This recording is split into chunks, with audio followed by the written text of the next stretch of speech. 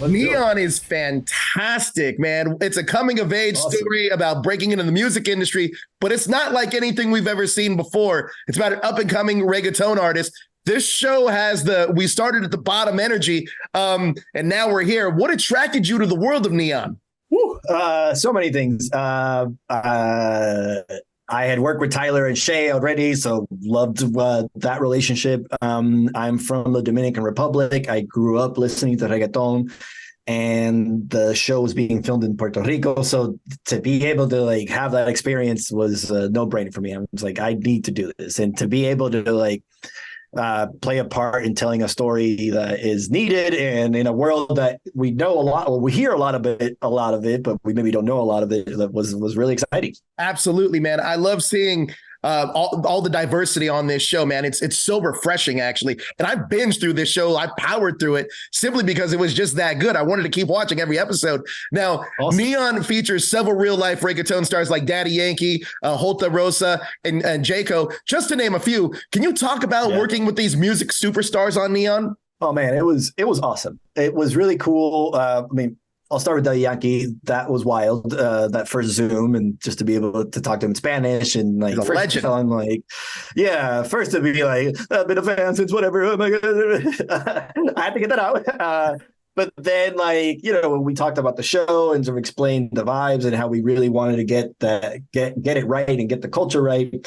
He felt good about signing on board, and that was definitely a relief for like, okay, we're doing something right, because my dude said yes to this. And then it was really exciting to get a lot of reggaeton artists, some big and some sort of up and coming, to be on the show. And I think one thing I enjoyed, and I think they enjoyed too, is a chance to be goofy. Like, we know these people from doing amazing bangers, amazing songs, and they're very cool in the music videos, but they don't get to be silly. And I think everybody sort of enjoyed the opportunity to be on a Netflix show and be silly worldwide, literally. Yeah, I mean, honestly, to me, it feels like a reggaeton entourage, except without the privilege. You know what I mean? Like, it's these dudes really like struggling, coming up, and I'm here for the struggle. Music is such a big part of the show. Can you discuss how Neon uses music to advance the storytelling? Yeah, I mean, it's about reggaeton, so obviously there's going to be a lot of music playing, and I think there's something about Caribbean folk, because in the DR, in PR, and the Caribbean diaspora in Miami is always playing that music loud. So we knew like music had to be around. But this is it's a show about a musician, a kid who wants to make it, and we had to get those songs right. So, we enlisted Tiny, who is a world-class superstar who makes beats for, Bad Bunny. So like to have him on board too was wild, because like every time he would send a new song, like the rough, the demo, it's like, this is amazing. And they just kept getting better.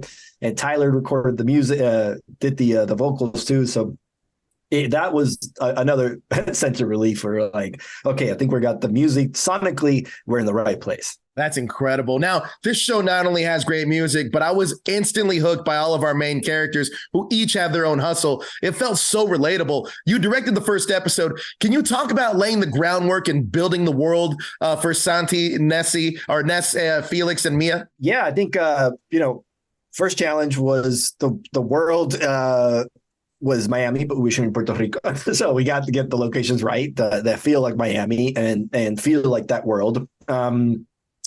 And then, like, the show lives or dies on that friendship.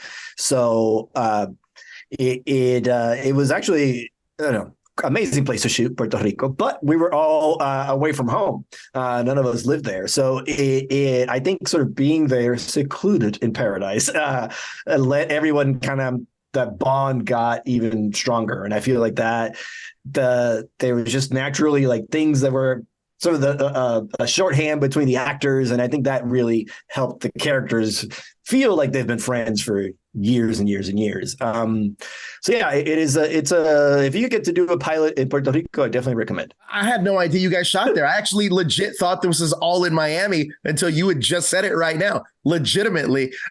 Speaking of what you were just saying, the chemistry between Santi, Ness, and Felix is incredible. I mean, as soon as we're introduced to them, their friendship already feels like lived in. Can you talk about developing that chemistry with the main cast? Yeah. I think, like saying, being there, secluded in paradise, really helped for everybody to bond together. But all of them took their characters super serious, and Tyler's New Yorican from Harlem, Emma is Dominican, so they brought some of their personality to the character, and that's where some of the Spanglish comes out. Like they're just like bringing out the stuff that they would say around their family, and then Jordan is just amazing. Like every time we do the fun take, all the wild stuff that comes out of his mouth is usually what makes it to the cut.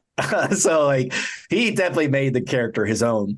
And Courtney's so talented because she comes in playing a farce, playing a liar, playing and yet she has that quality where you still like her, you're still rooting for her, even though like she comes in lying to the group. So yeah, that those actors, props to them. Like I feel like they all like really, really took it serious, and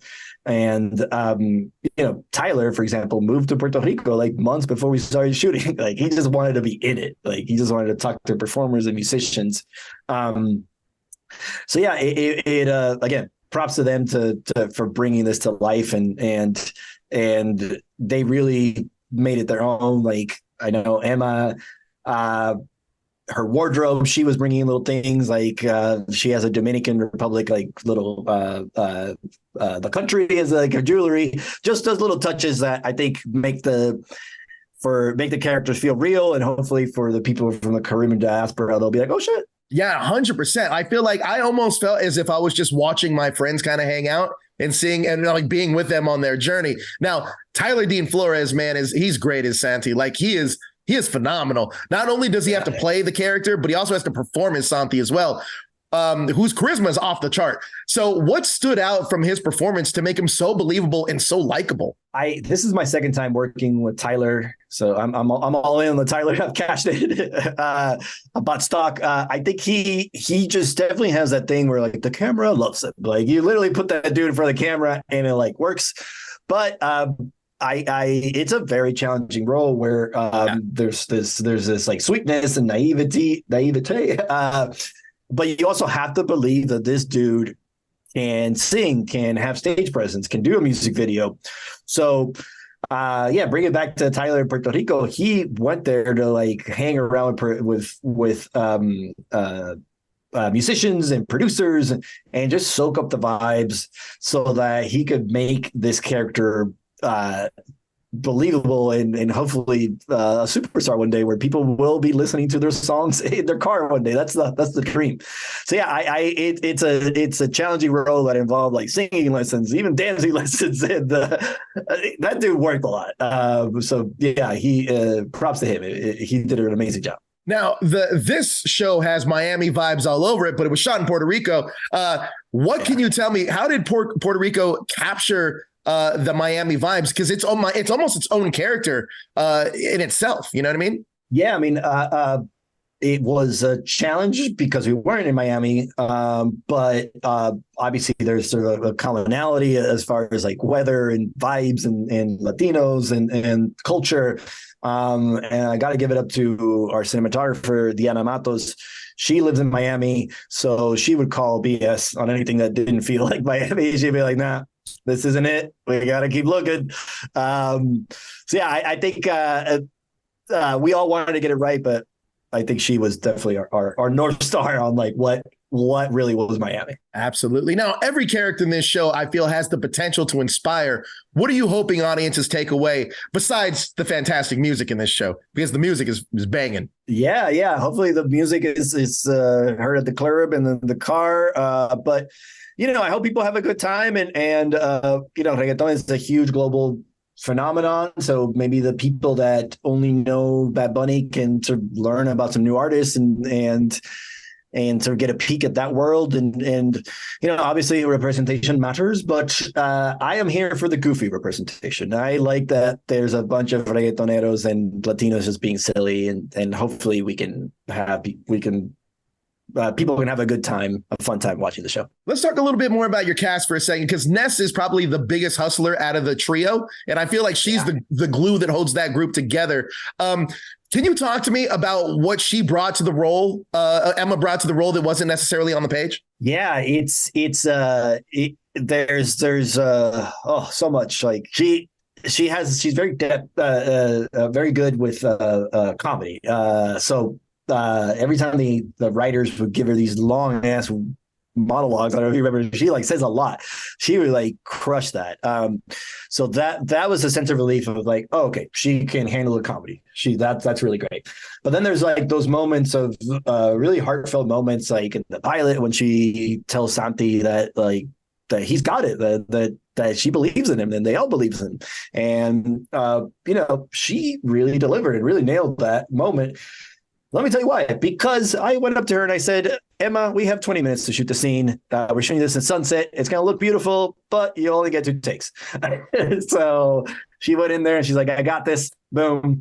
And really delivered this moment that almost like anchors the pilot as far as like their friendship. So, yeah, she's a multiple threat, I would say. Absolutely. Look, October 19th, Neon debuts on Netflix. It is incredible. Like I said, I binged it all the way through, and they're so easy and bingeable episodes to watch. It is a fantastic show that I hope everybody sees, man. Oz, thank you so much for your time. I really appreciate it. Thank you. Thank you so much for talking to me.